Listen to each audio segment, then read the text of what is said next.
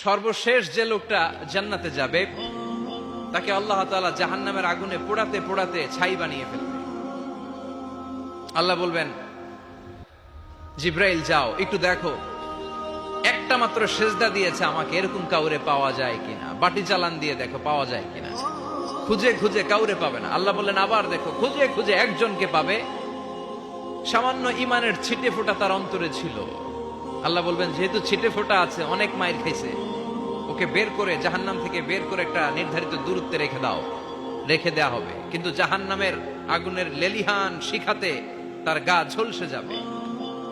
সে আল্লাহর ডেকে বলবে, মাবুদ তোমার কাছে আমি কিছু চাই না, জাহান্নাম থেকে তুমি আমাকে বের করেছো, জীবন নদীর পানি তুমি আমার গায়ের মধ্যে ঢেলে দিয়েছো, আমি আবার সজীবতা ফিরে পেয়েছি। আমি তোমার কাছে জান্নাত চাই না, শুধু নিরাপদ একটা দূরত্বে আমাকে রেখে আসো, যাতে জাহান্নামের আগুন আমারে কষ্ট দিতে না পারে। আল্লাহ, আমি কিন্তু তোমার কাছে জান্নাত চাই না। কি চাই না? জান্নাত চাই না, কিন্তু জাহান্নামের আগুন আমারে কষ্ট দিচ্ছে, এতটা দূরত্বে রাখো যাতে জাহান্নামের আগুন আমার গায়ে না লাগে।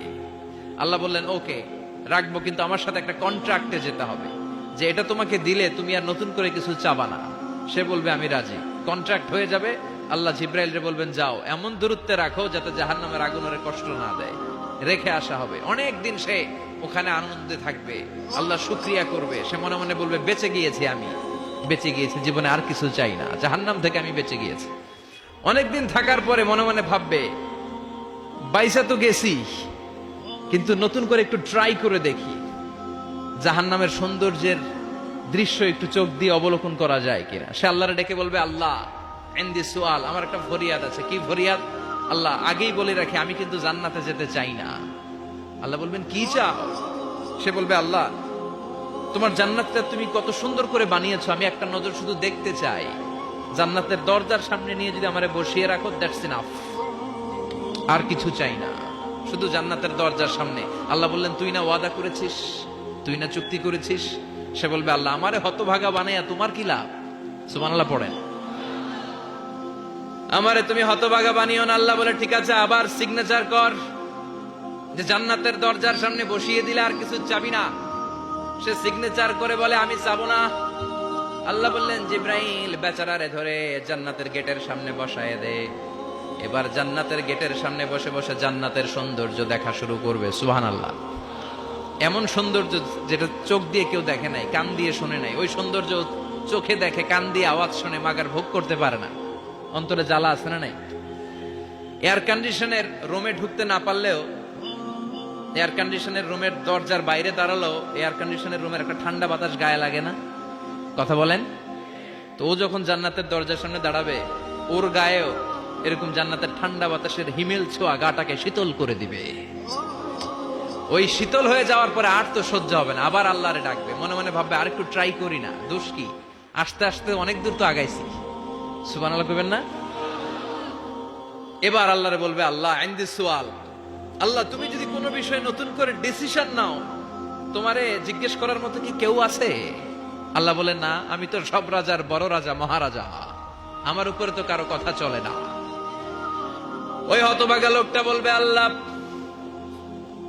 এত সুন্দর জান্নাত তুমি বানালাম, চোখ দিয়ে সৌন্দর্য দেখি, কান দিয়ে আওয়াজগুলো শুনি, হুর আর গেলমান হেঁটে বেড়ায়, এত সুন্দর জান্নাত চোখ দিয়ে দেখি, ঢুকতে পারি না, আমারে কষ্ট দিয়ে তোমার কি লাভ? ও আল্লাহ, আমারে তুমি মাফ করে দাও, জান্নাতের চিপার মধ্যে এক কর্নারে তুমি একটু আমারে জায়গা করে দাও।